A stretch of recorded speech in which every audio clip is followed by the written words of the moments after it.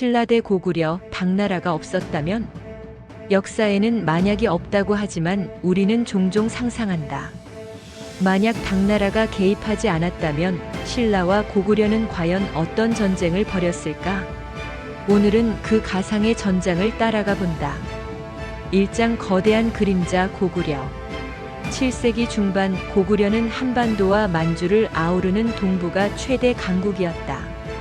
압록강을 넘어 요동을 지배했고 수당 제국의 거대한 침공을 막아낸 불패의 나라.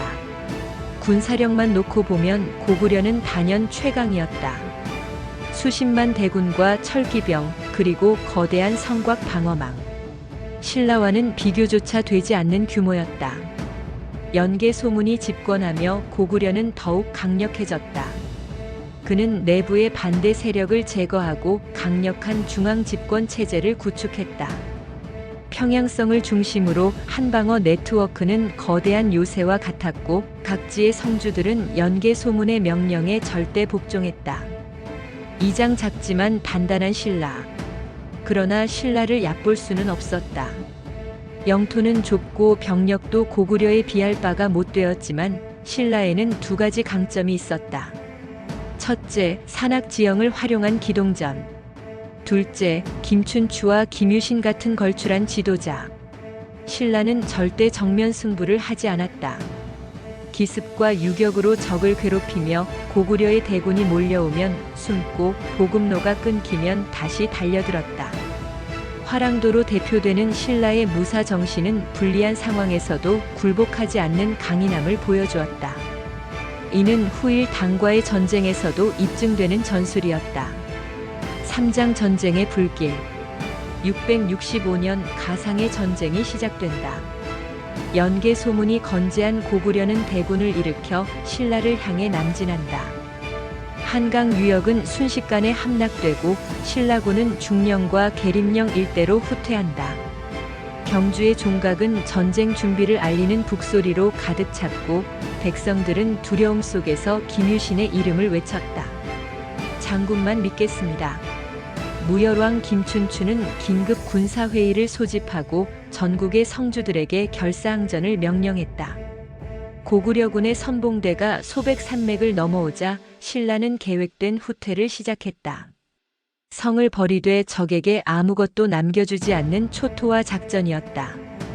고구려군은 텅 빈 성과 불타버린 곡식 창고만을 발견할 뿐이었다. 4장 산의 나라 신라. 신라의 전략은 명확했다. 정면 승부는 자살행위.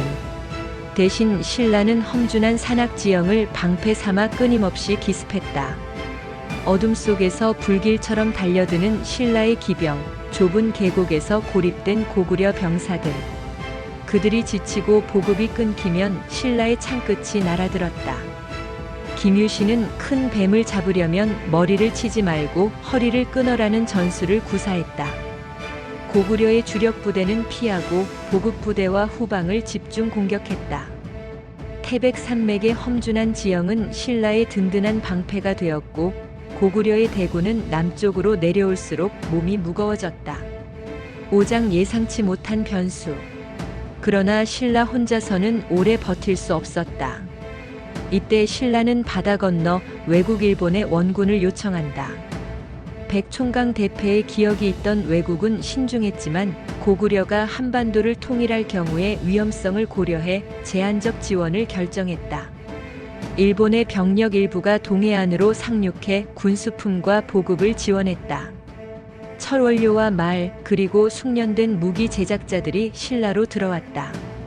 고구려는 예상치 못한 변수에 당황했고 동해안 경비에 추가 병력을 배치해야 했다. 전선은 교착 상태에 빠져들었다. 6장 고구려의 균열. 고구려 내부에서도 문제가 생겼다. 연개 소문이 강권으로 버티고 있었지만 귀족들 사이에서는 왜 남쪽의 작은 나라에 대군을 소모하느냐는 불만이 터져나왔다. 요동과 압록강 일대의 방어도 소홀해질 수 없는 상황에서 신라 정벌에만 집중할 수는 없었다. 평양성의 정치 싸움은 전쟁을 지휘하는 장수들의 손발을 묶었다. 각 지역의 성주들은 자신의 영지 방어를 우선시했고 중앙의 명령 전달은 느려졌다. 고구려가 가진 압도적인 힘은 내부 분열 앞에서 무뎌져 갔다. 전쟁은 장기전으로 변했다. 7장 제3의 승자 백제. 이 틈을 노린 자가 있었다. 바로 백제였다. 의자왕은 신라와 고구려가 혈투를 벌이는 사이 잃었던 한강 유역으로의 재진출을 시도했다. 백제군은 신라의 서쪽 국경을 압박하며 옛 영토 회복의 기회를 엿보았다. 신라는 이제 두 개의 전선에서 싸워야 했다. 북쪽에서는 고구려의 압박이, 서쪽에서는 백제의 위협이 동시에 밀려왔다. 김유신은 이것이 바로 사면초가로구나라며 탄식했지만 포기하지 않았다. 신라는 고구려를 막아내며 간신히 살아남았지만 백제의 칼끝이 다시 목을 겨누고 있었다. 끝없는 소모전의 결말. 만약 당나라가 없었다면 신라와 고구려의 전쟁은 끝없는 소모전이 되었을 것이다. 고구려는 힘으로 신라를 누르려 했지만 산악 지형과 내부 분열 그리고 외국의 지원으로 완전한 승리를 거두지 못했을 것이다. 신라는 기적처럼 버티며 생존했을지언정 백제의 반격과 지속되는 전쟁으로 국력이 크게 소모되었을 것이다. 결국 진정한 승자는 없고 모두가 상처뿐인 패자가 되었을지도 모른다. 한반도는 분열된 채로 수백 년을 더 보냈을 수도 있고 외침에 더욱 취약한 상태가 되었을 수도 있다. 역사는 당나라라는 거대한 제국의 개입을 통해 다른 길을 걸었다. 신라는 그 길 위에서 삼국을 통일했지만 역사의 만약은 지금도 우리에게 묻는다. 만약 신라와 고구려가 단둘이 싸웠다면 한반도의 주인은 누구였을까?